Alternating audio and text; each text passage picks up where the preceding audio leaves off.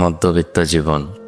এই জীবন এমন এক মায়াবী বঙ্গোক্তি যেখানে স্বপ্নগুলো লেখা হয় রক্তের ফোঁটায়, আর তার পাঠোদ্ধার থেকে যায় বরাবরের মতোই অসমাপ্ত।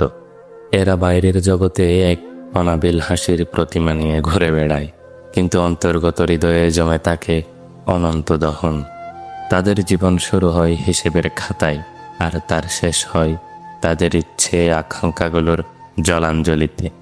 তাদের সুখের সংজ্ঞা একটাই, নিজের আকাঙ্ক্ষার শব্দের উপর দাঁড়িয়ে প্রিয়জনের মুখের সেই হাস্যোজ্জ্বল আর সুখের মাধুরী মেশানো দৃশ্যখানি প্রাণ ভরে উপভোগ করা। ঋণ, দানা পাওনা ইত্যাদি তাদের নিত্যদিনের ছায়া সঙ্গী, কিন্তু মনের গহীন অরণ্যে দাগ কেটে যাওয়া সেই অদৃশ্য ব্যথাগুলো তারা কাউকে কখনো বলতে কিংবা বোঝাতে চায় না, কারণ তারা মনে করে যে এতে তাদের সত্তার অপমান হয়। দারিদ্র্যের শেকলে বাঁধা এই শ্রেণীর মানুষগুলো কখনো বিলাসিতার স্বপ্ন দেখার দুঃসাহস করে না।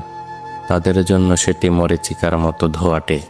তারা আকাশ ছুঁতে চাইলেও মাটির টান কখনো তাদের মাটি থেকে আলাদা হতে দেয় না।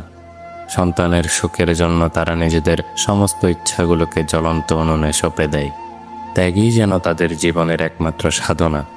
উৎসব অনুষ্ঠানের দিনগুলো তাদের কাছে নিছকই এক আচমকা দুঃস্বপ্নের মতো, যেখানে দুঃখের সুর বাজে কিন্তু কেউ তা শুনতে পায় না।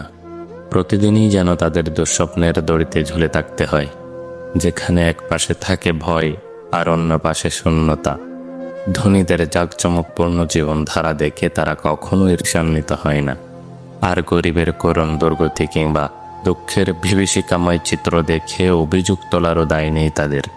তবুও এই জীবনের প্রতিটি অধ্যায় যেন ক্ষত বিক্ষত। নীরব কান্নার শব্দেই তাদের গৌরব আর নিঃস্বার্থ সংগ্রামগুলো লুকিয়ে থাকে।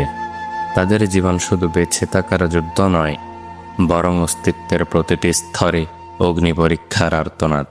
তাদের জীবনে সুখ মানেই পরিবার কিংবা প্রিয় মানুষগুলোর তৃপ্তি, আর তাদের জীবনের প্রাপ্তি হলো তাদের পরিবারের ভবিষ্যৎ। এক কথায় তাদের জীবনের আদর্শ হলো বিখ্যাত মনীষীদের বলে যাওয়া সেই উক্তিটির মতো, ভোগবিলাসী সুখ নয়, ত্যাগের মাঝে লুকিয়ে থাকে জীবনের প্রকৃত সুখ। আমি জানি এত ধৈর্য সহকারে শেষ পর্যন্ত তারাই শুনেছেন যারা আমার মতো মধ্যবিত্ত পরিবারে বেড়ে উঠেছেন কিংবা এখনও সেই জীবন সংগ্রাম চালিয়ে যাচ্ছেন।